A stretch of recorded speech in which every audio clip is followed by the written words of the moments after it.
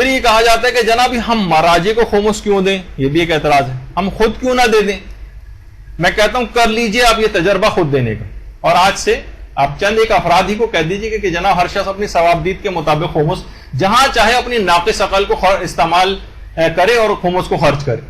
یعنی میں تنزیہ یہ بات کہہ رہا ہوں، ایسا نہ ہو کہ بعض اوقات ابھی مولانا محترم مجھے ملے تھے، وہ کہتے تھے ابھی آپ نے زمینوں کا تذکرہ کیا تھا کہ امام نے زمینوں پہ معاف کیا ہے، تو کہیں یہ تاثر نہ ہو کہ لوگ سوچیں گے ہمارے جو خالی پلاٹ اور زمین پڑی اس پر معاف ہے. نہیں، اس زمانے مال انفال کی بات ہو رہی تھی جب بغیر جنگ کے مال ہاتھ آیا ہوا تھا، اس مخصوص زمانے کی بات تھی جو میں بار بار کہہ رہا تھا. ایسا نہ ہو کہ اس پہ اطلاق کرنے لگے.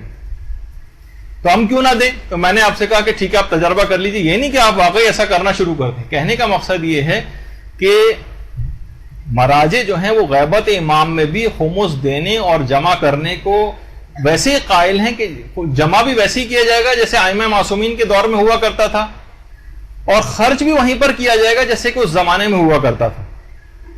اور کیونکہ مجتہدین کے پاس ائمہ کی ولایت اور نیابت ثابت ہے، جیسے کہ آگے چل کر وہی جمع کریں گے، وہی اپنے وکلا کے ذریعے اور ان تمام مصارف میں ان کو خرچ کریں گے کہ جہاں پر خرچ سے امام راضی ہوں گے، اس بات کا یقین ہوتا. تو مجتہد عالم کی دیکھیے تقلید اسی وجہ سے تو کی جاتی ہے کہ وہ ان تمام چیزوں سے واقفیت رکھتا ہے کہ امام دین کے تمام شعبے، مصلحتیں، تبلیغات کہاں ان کی تبلیغات میں سب سے زیادہ واقف ہے، کہ وہ جانتا ہے کہاں اس کو خرچ کرنا چاہیے تاکہ آپ بری الذمہ ہو سکیں کہ آپ نے قرآن و حدیث کو سمجھنے والے سب سے بہترین آدمی کو کے حوالے اپنے پیسے کو کر دیا. اب آپ کو اطمینان ہوگا کہ آپ خود اگر ہر عام آدمی بھی اگر پیسے کو خرچ کرنے لگے گا تو کیا اس کو اطمینان ہوگا؟ مثلا بعض لوگ کہیں گے بھائی مصلحتاً یہ جو مہندی کی تقریب ہمارے گھر میں ہو رہی ہے، اتنے سارے مہمان آئیں گے، ہماری بڑی بے عزتی ہے، مومن کو بے عزتی سے بچانا یہ بھی ضروری ہے. تو اب سہم امام جو پتہ چلا مہندی کی تقریب پہ خرچ کیا جا رہا ہے. فاسق و فاجر جو طریقہ کار ہیں، فسق و فجور والے، وہ اس مہندی میں اور اسی میں مال امام خرچ ہو رہا ہے. بہت سے افراد کہیں گے بھائی ورزش بھی تو اسلامی حکم ہے، تو ہم فلاں جو ہے وہ ورزش کا جو ادارہ ہے وہ اس میں کھول رہے ہیں. ہم کرکٹ میچ جو ہے وہ اس پیسے سے کریں گے، کرکٹ میچ میں ورزش ہوتی ہے، ورزش عین اسلامی چیز ہے، لہذا سہم امام سے یہ والے سارے کام ہوں گے. ایک مرحوم کے ایصال ثواب کے لیے جو کرکٹ میچ کرایا گیا تھا میں اس سے بھی واقف ہوں. ایک مرحوم کے ایصال ثواب کے لیے کرکٹ کا نائٹ میچ تک کروایا گیا، اور یہ بعض اوقات اس طرح سے ہوتی ہیں چیزیں.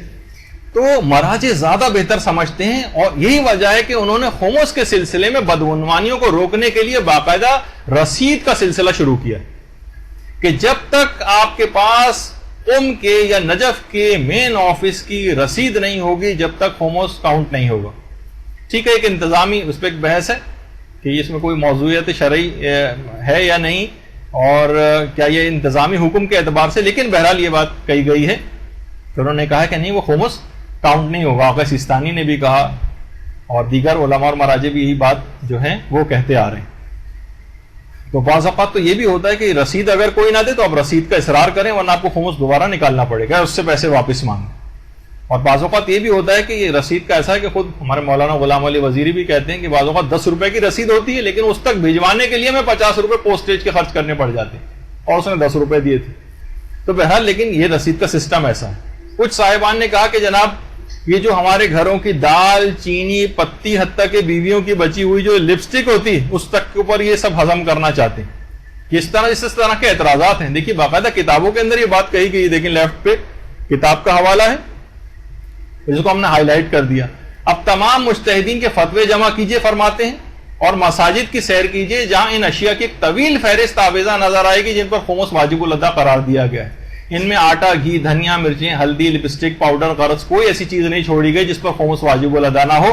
مقصد یہ ہے کہ جو بھی ہاتھ آئے لے اڑو، یہ الفاظ استعمال کیے گئے.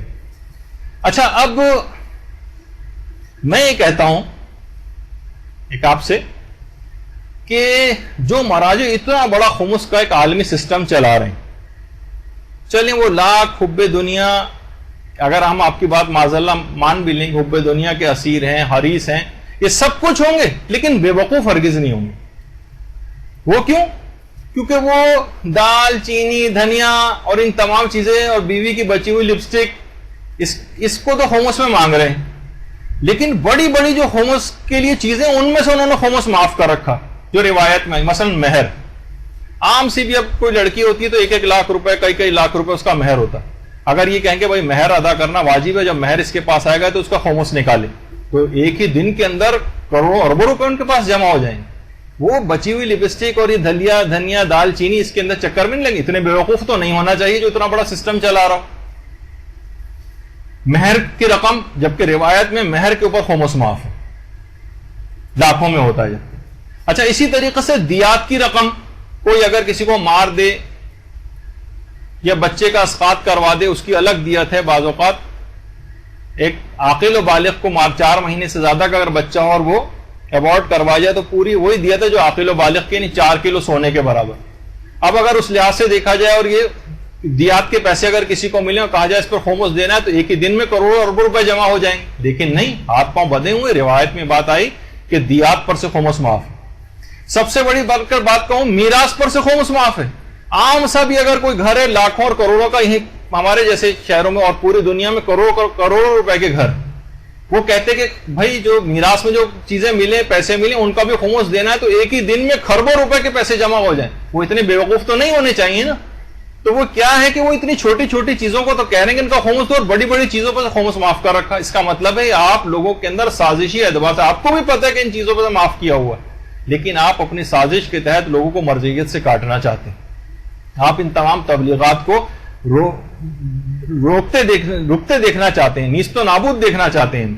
اگر ہم یہی اعتراض کریں تو آپ کہیں گے کہ یہ اعتراض امام موسیٰ کاظم علیہ الصلوۃ والسلام پہ بھی جاتا ہے.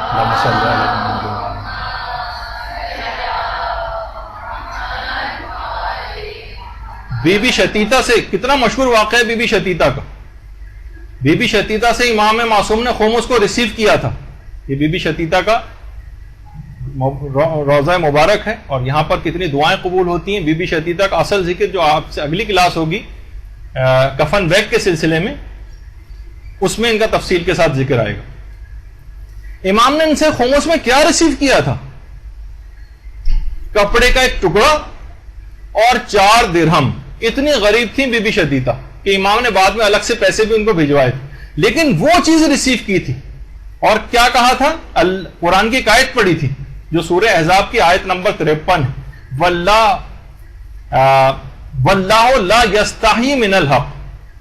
اللہ کو حق سے لینے میں کوئی شرم نہیں، اللہ حق بات کے سلسلے میں کوئی شرم محسوس نہیں کرتا. یعنی اگر تو یہ مجتہدین کو کوئی شرم نہیں، آپ ان پہ لاکھ طنز کرتے رہیں، لپسٹک کے جو ہے وہ آپ طنز کرتے رہیں، دھنیا پودینہ اور اس طرح کی چیزوں کی باتیں لے کر آتے رہیں کہ جو چیز آئے لے اڑو، تو معاذ اللہ یہ والا اعتراض امام موسیٰ کاظم میں بھی جاتا. 4 درہم اور ایک کپڑے کا ایک ٹکڑا لیا تھا اس سے کہ بعد میں امداد تک کرنی پڑ گئی تھی، لیکن امام نے کہا اس میں کوئی شرم محسوس نہیں ہوتی ان چیزوں کے اندر. تو بہرحال یہ تمام چیزیں دیکھیے یہ اس طرح سے لوگوں کو بہکا رہے ہیں.